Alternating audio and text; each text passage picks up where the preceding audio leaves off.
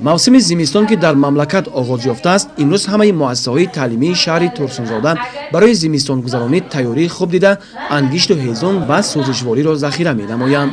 аз рӯи маълумотҳои шӯъбаи маорифи шаҳри Турсунзода, муассисаҳое ки дар маркази шаҳр фаъолият доранд, пурра бо қувваи барқ таъмин буда, аз гармидиҳандаҳои барқӣ истифода мебаранд. дар соли хониши 2017-2018 дар муассисаи таълими 1159 нафар хонанда дар ду баст таълим фаро мегирад. тибқи нақша барои зимистон 7 тоннаи 500 килограмм ангиш, 12 метр куб хезум, 30 адад печҳои алои тайёр намуда, тамоми тирезаҳои муассисаро салофани полиэтилен часпондем. маъмурияти муассиса кӯшиш мекунем ки бе ягон камбудӣ зимистонро мегузаронем. дар муассисаи мо 30 симхона ва 2 лаборатория вуҷуд дорад ва мо аллакай ба пуррагӣ 30 симхонаро бо печкаҳои аловӣ ва оynabandию шишабандию клеёнка таъмин кардем. дар муассисаи мо 5 тоннаю 100 килограмм ангиш ва 6 куб ҳезум захира ҳаст.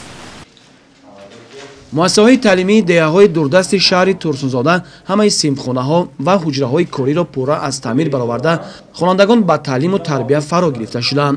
ҳамчунин таҷҳизотҳои дарсии замони муосир ворид карда, дар синфхонаҳо насб карда шудааст. дар муассиса 56 хонандагон ба таълим фаро гирифта шуда, ба онҳо омӯзгорони пуртаҷриба 41 нафар таълим медиҳанд. барои зимистонгузаронӣ пурра тайёрӣ дида шудааст.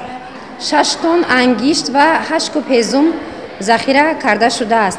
муассисаи мо замонавӣ буда. соли 2011 аз тарафи пешвои миллат сохта ба истифода дода шудааст.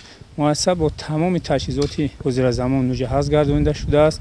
дар муассиса 32 та печҳои абагливател, яъне печҳои барқӣ мебошад. сохти мисол муассисаи мо ба тарзи замонавӣ аст ва дар муассиса ҳамаи шароитҳо муҳайё аст, шишабандӣ карда шудааст. дар ҳақиқат дастури супоришҳои ҳукумати ҷумҳурии Тоҷикистон дар муассисаҳои таъсисоти миёнаи умумии шаҳри Турсунзода иҷрои худро ёфта, хонандагон чӣ тавре ки шоҳид гаштем, бо тамоми шароити хуби таълимӣ дар муассисаҳо таъмин гардиданд.